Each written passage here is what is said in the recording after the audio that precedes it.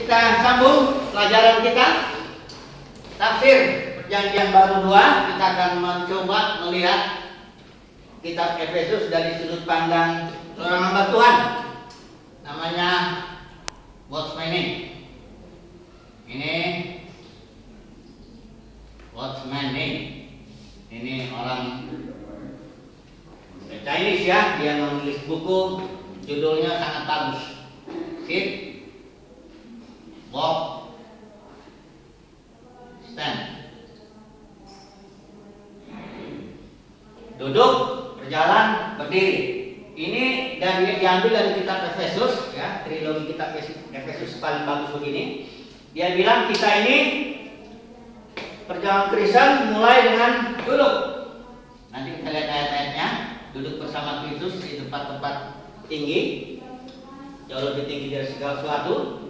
Setelah kita duduk, baru kita berjalan dalam dunia ini.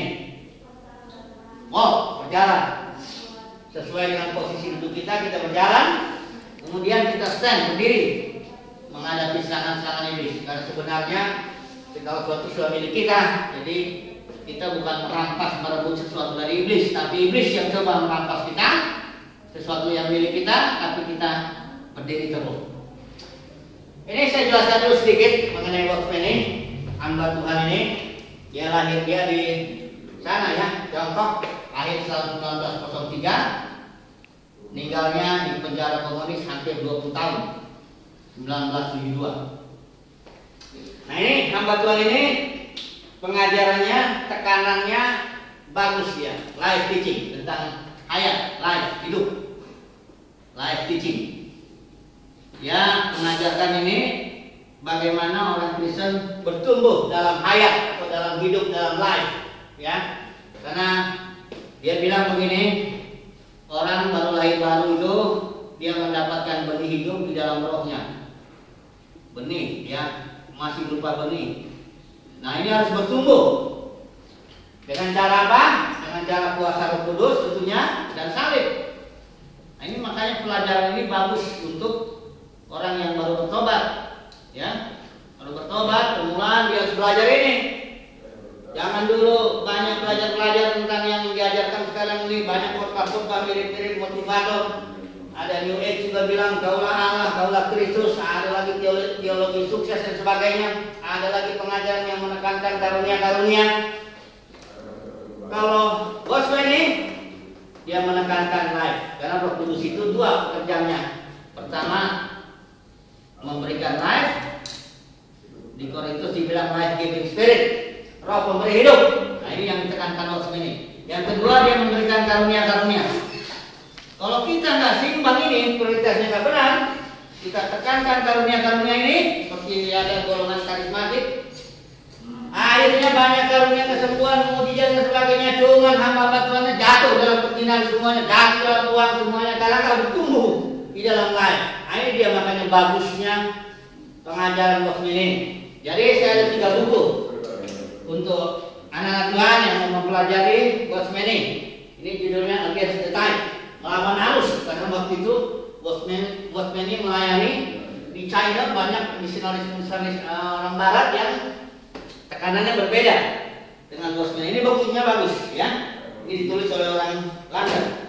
Ini ada buku yang kedua, Three of China Mighty Men. Ini 3 orang China yang dahsyat, hebat ya. Yang pertama di sini disebut David Young, manusia rendah hati. Ini Johnson sebenarnya sama dengan ini apanya, sejaman dia, tapi Tuhan di sini dibikinnya hanya 3. David Young, manusia rendah hati. Baru Watchmeni, ini manusia yang bisa melihat hal-hal yang orang nggak lihat. Baru yang terakhir Wang Windau, ini orang yang man of iron, artinya manusia besi. Ini 20 tahun masuk penjara komunis, keluar lagi dia menang. Ini luar biasa. Pada zaman itu komunis masuk memerintah, itu tahun 1954. 1954 komunis ambil alih, tapi kekristenan sudah ditanam dulu sebelumnya. Ditanam dulu dengan hebat, gereja-gereja rumah bertumbuh sehingga sekarang begitu walaupun komunis mengambil alih, kekristenan luar biasa. Ada seorang hamba Tuhan teman baru datang 2007, dia ke China dia bilang ini 20% gereja-gereja yang ada gedungnya itu, nah itu Injilnya sudah dipengaruhi oleh pemerintah. Tapi 80% orang China, di China itu, inilah gereja-gereja yang bawah tanah, underground, istilahnya ya, gereja-gereja bawah tanah. Mereka bertumbuh dengan besar.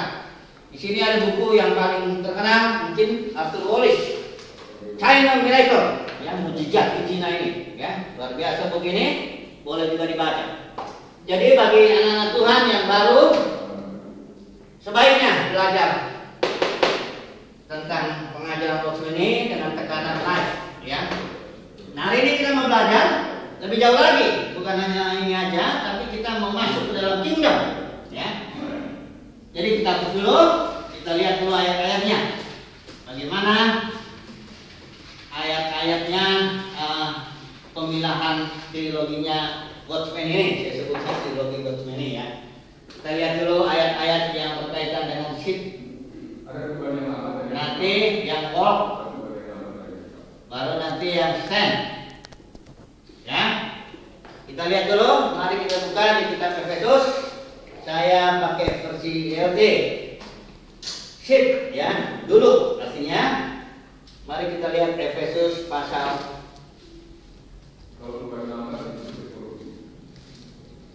2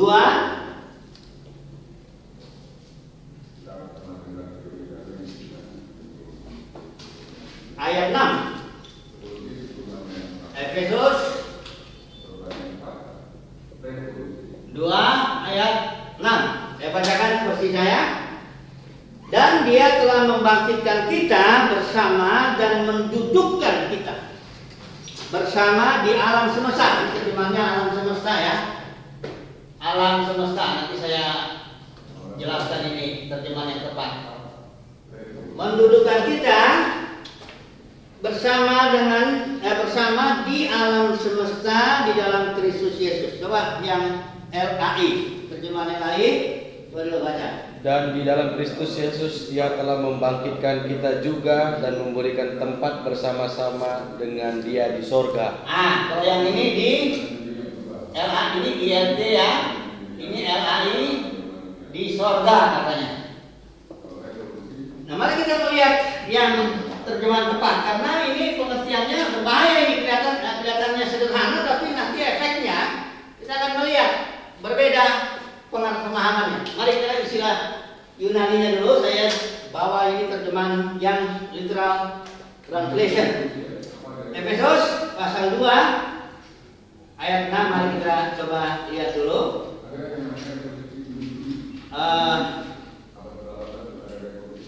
Efesus ya pasal 2 dikatakan di sini versi yang literal translation, dikatakan di sini ayat 6, did raise us up together and did sit us together in the heavenly. In the heavenly. Ya, ini bukan surga. Nah, istilah Yunaninya itu ini tuh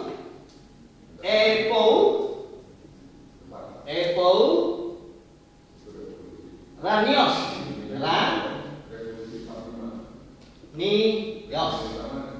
Ini dipakai di Alkitab Perjanjian Baru, muncul istilah ini Ranios 19 kali.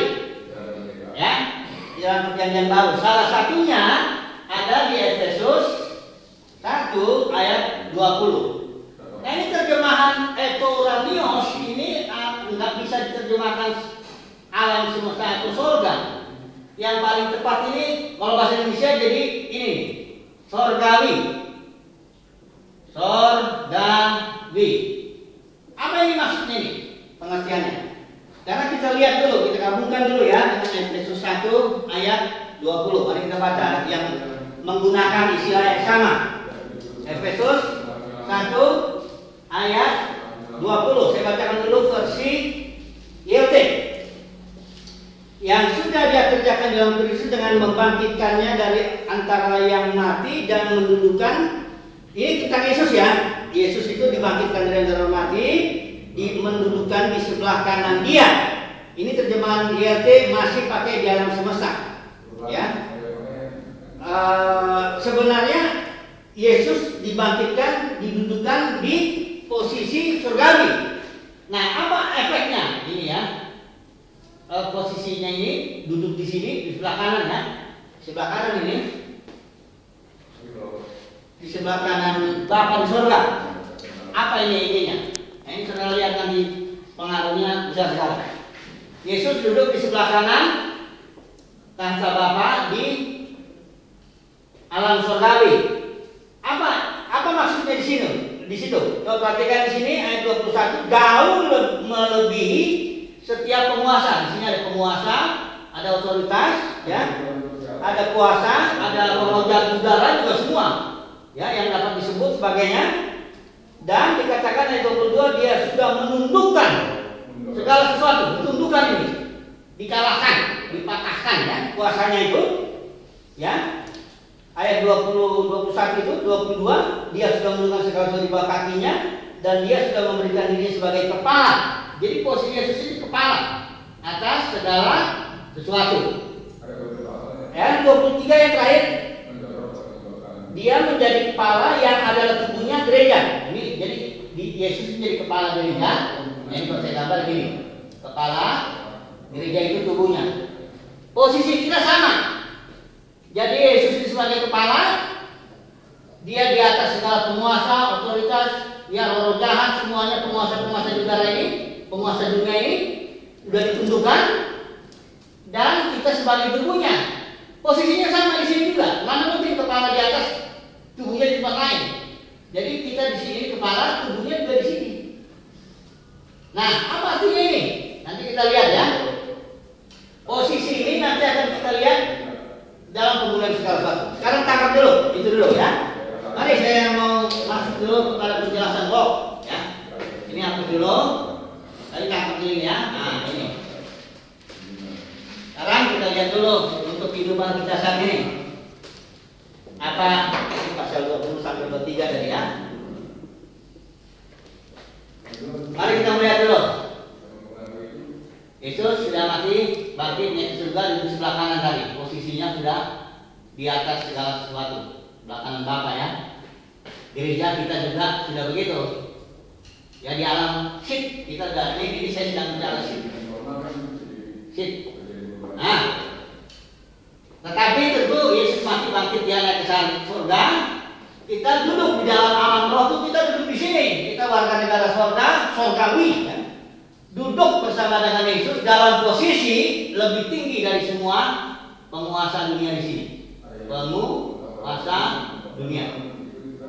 Jadi dalam roh kita berada pada posisi ini lebih tinggi. Tapi kita harus belajar, nah ini dia yang diajarkan oleh waktu ini, belajar Roh Kudus dan belajar salib. Supaya kita nanti belajar menyangkal diri, belajar milih kehendak Tuhan sehingga kita dalam roh, ini dalam roh ya, dalam roh kita sudah yakin. Dalam roh posisi kita di atas. Kalaupun ada masalah di dunia ini, masalah uang, masalah rumah tangga, masalah pelayanan, masalah apapun, nggak ada pengaruhnya. Amin ya. Karena kita posisinya sudah di dalam roh itu dalam posisi lebih tinggi dari semua penguasa dunia. Karena itu kita bisa berjalan. Ini Efesus 4 ayat 1. Terjemahan aslinya harusnya berjalan ya. Kalau itu hidup berkenan ya. Berjalan. Dalam dunia ini dengan memahami posisi kita ada di atas. Dalam posisi pertama orang Kristen duduk dulu, yakin dulu. Duduk dalam roh, berada lebih tinggi dari segala sesuatu, baru kita belajar berjalan. Nah, baru kita berdiri tegak menghadapi serangan-serangan iblis. Stand, ya. Nah, jadi kita lihat dulu ini, ya. Watchman ini hanya mengajarkan ini kondisi ini sampai kedatangan Tuhan yang kedua. Nah, kalau saya gambar kedatangan Tuhan yang kedua itu begini. Kedatangan Tuhan kedua, di mana Tuhan menyatakan ambil ya kepala dan tubuh, ambil dimanifestasikan, menyatakan kepada dunia ini, ya manifestasi putra-putra Bapa. Sampai sini aja pengajaran ini, sit, walk, stand hanya sampai di sini. Tapi sebenarnya kalau kita tahu pengajaran Kingdom mengatakan nggak sampai di sini. Pertarungan kita itu masih terus, ya. Saya gambar begini. Nih, saya gambar disalib. Ya. Ini terus kedatangan Tuhan di sini, di mana Tuhan menyatakan diri, ya, untuk kepala segala sesuatu, dinyatakan kepada dunia, tubuhnya juga bawa sulung. Ya, kalau saudara lihat di Wahyu pasal 4, pasal 5 itu jelas. Tubuhnya ini fungsinya sebagai imam dan raja. Nah, untuk apa dia? Ini pertarungan dengan setan ini terus berlangsung sampai segala sesuatunya ditaklukkan, nggak ada lagi maut. Ini maut yang menguasai penguasa iblis berkuasa atas maut. Ini alam maut ini di sini, alam di mana Tuhan dan berkuasa di situ. Tapi akan dinyatakan kuasa Tuhan sampai nanti. Kalau di Efesus, gereja semua dalam semua. Perhatikan dulu ayat 23 ya. Coba perhatikan dulu Efesus pasal 2 itu. Pasal 1, yang pasal 1 itu. Efesus pasal 1 ayat 2 ini di sini. Efesus pasal 1 ayat 20 sampai 23. Ayat 23-nya ini yang adalah tubuhnya, yaitu kepenuhan yang memenuhi seluruhnya di dalam semuanya. Ini tubuh, ini artinya kita memenuhi, ya, tubuh memenuhi seluruhnya. Ini bahasanya seluruhnya, terus dalam semuanya. Nggak ada lagi sisa-sisanya ini.